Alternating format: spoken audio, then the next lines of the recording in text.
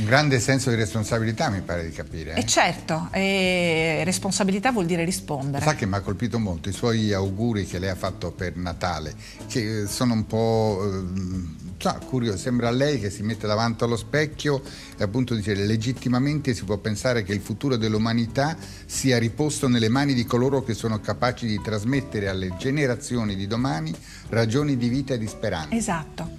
Oggi questo deve fare la politica, nel piccolo della comunità, perché è lì che incontriamo le persone. Si incontra prima con i senatori, poi oggi con i deputati, le dice queste cose? Ah sì, io sono... E la ascoltano? Io sono me stessa anche in Parlamento, i miei interventi, i miei discorsi lo dicono, anche a volte forse ingenuamente dico cose che i miei colleghi non dicono nelle commissioni, nella commissione bilancio dove sto, che pure è una commissione arida. Cerco di portare i problemi e le istanze del territorio, cerco di far comprendere lì come non dare risposta a determinati... A lei piace Nichi Vendola?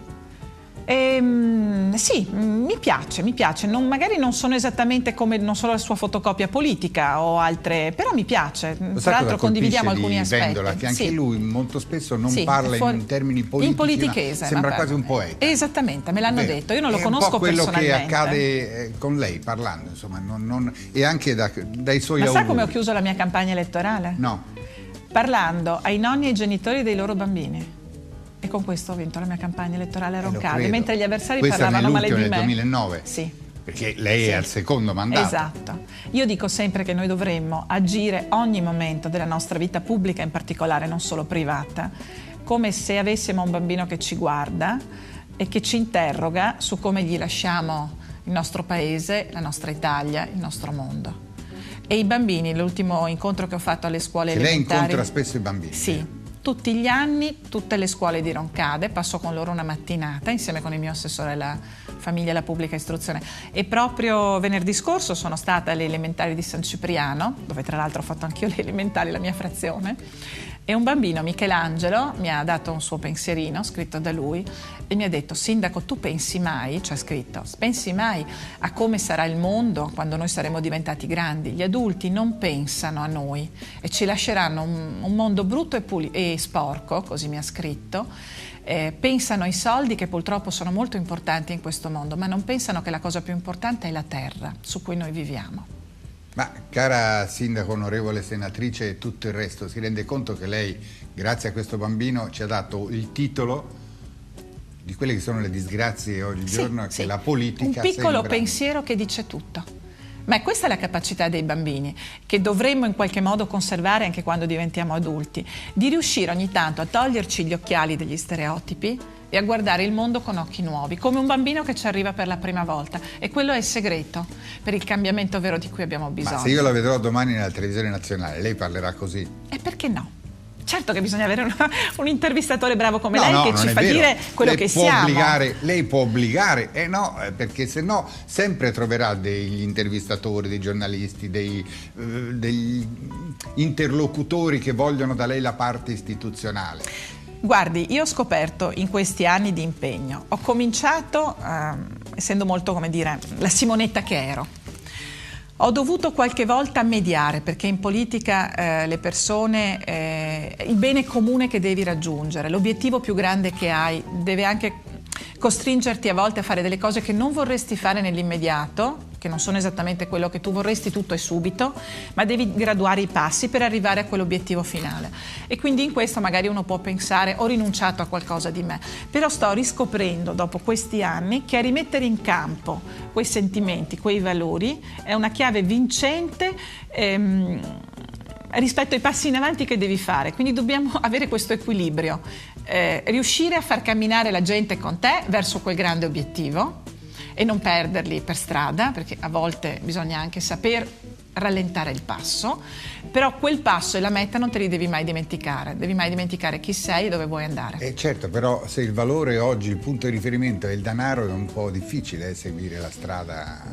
Però, ecco, è vero, però se tu, la politica dovrebbe servire a questo, far ricordare alla gente la parte migliore di sé, perché ciascuno di noi ha una parte bella e una parte meno bella, più egoista, più individualista. Nei telegiornali noi conosciamo solo quella pessima ed egoista.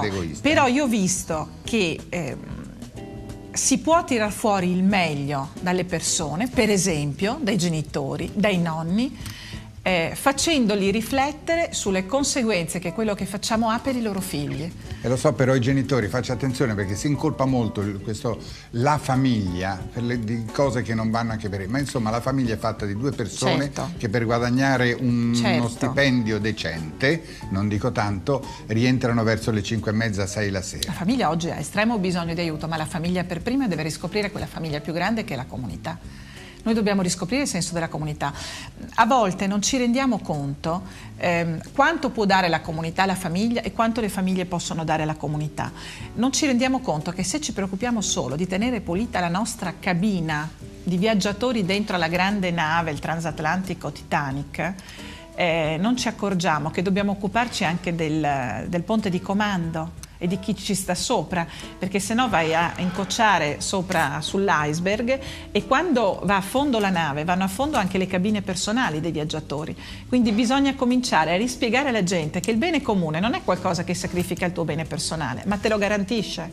Quindi mi pare lei ha già illustrato, noi siamo in un Titanic, Noi siamo un po' in un Titanic. Dobbiamo cercare di uscire dalle cabine. Possiamo anche cambiare la rotta ed cercare di evitare. Però bisogna uscire dalle cabine. Però bisogna uscire dalle cabine e non preoccuparsi soltanto di sistemare le sedie sopra il ponte. Ma l'hanno aperto questo outlet a Roncade? Non ancora, stanno cercando di aprire. Sì, polemiche un po' così assurde, che poi il tempo ha dato ragione a chi come me si è trovato con delle licenze già emanate sulla base di provvedimenti dalla regione in giù fino al comune che aveva fatto una programmazione urbanistica, quindi le licenze c'erano. La scelta di questa amministrazione, della mia amministrazione, è stata quella di dire questa realtà c'è, quale può essere il percorso in cui incanalarla perché diventi utile al territorio e non gli ennesimi capannoni commerciali che vengono calati sul territorio. Sempre la polemica qual è? Viene tolto il lavoro ai piccoli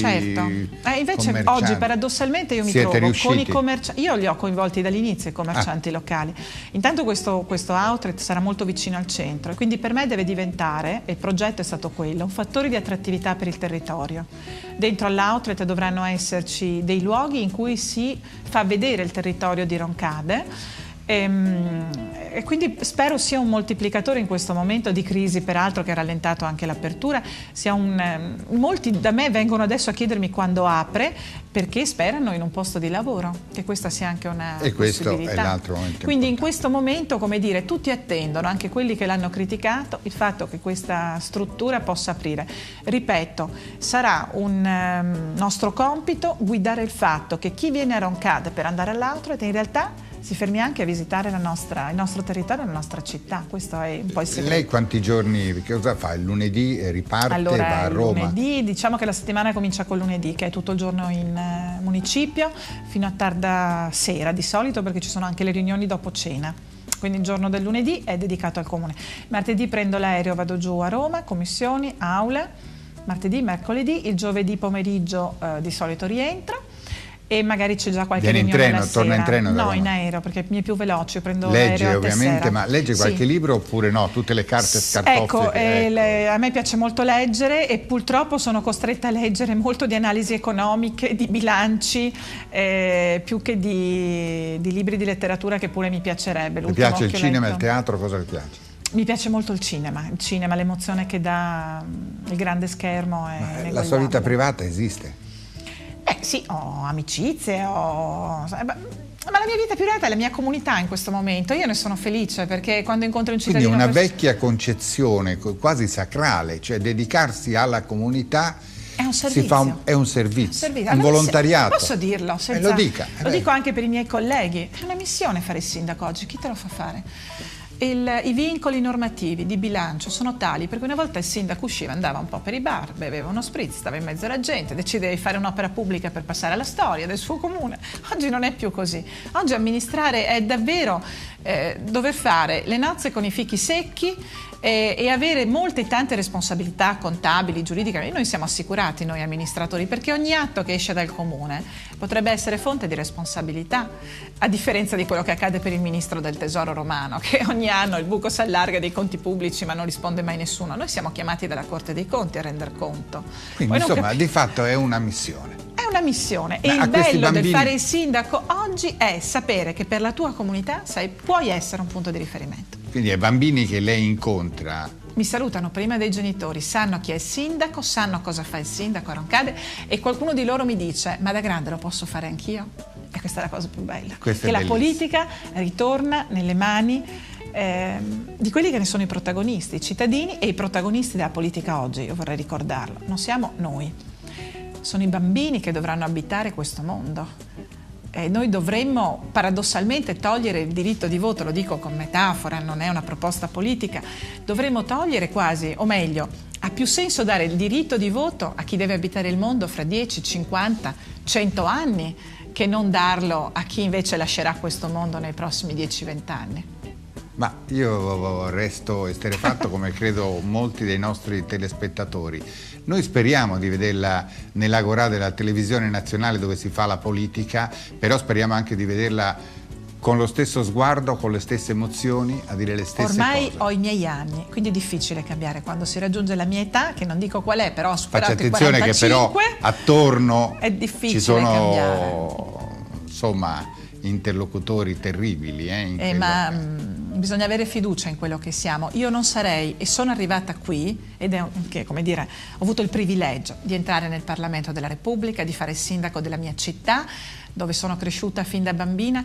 Questo l'ho potuto fare perché grazie alla mia comunità e alla mia famiglia sono questo. Come dicono i cittadini di Roncade, si può avere fiducia perché c'è Simonetta.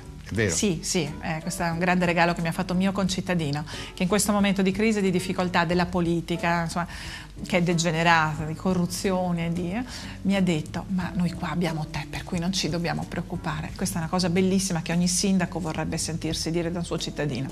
E non avrei mai immaginato che me la dicesse. Ho scoperto quanto era bella questa frase dopo che me l'ha detta, perché io non l'avevo immaginata. È una bella responsabilità. Sì. Noi la ringraziamo per essere stata con noi e speriamo di aver mostrato ai cittadini di Roncade, lo sanno chi è Simonetta, ma anche ad altri telespettatori come si può essere buoni amministratori, buoni politici, buoni cittadini. Grazie. Grazie a lei.